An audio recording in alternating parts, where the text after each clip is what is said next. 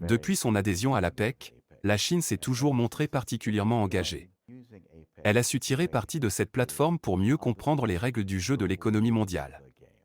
Au fil du temps, elle a progressivement endossé un rôle de leadership plus affirmé, en mettant l'accent sur la promotion d'une prospérité partagée, tant à l'échelle régionale que mondiale.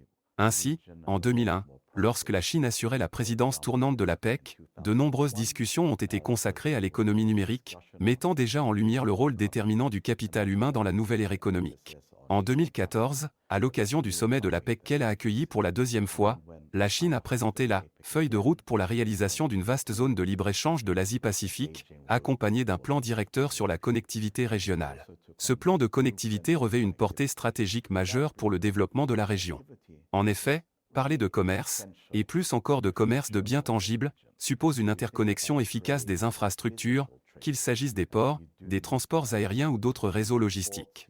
Cependant, la connectivité ne peut se limiter aux infrastructures, elle doit aussi se construire au niveau institutionnel, en garantissant une meilleure articulation des politiques publiques entre les économies membres. À cela s'ajoute une dimension essentielle, celle de la connectivité humaine et culturelle, qui favorise une compréhension mutuelle plus profonde, l'essor des échanges universitaires et le dynamisme des interactions économiques.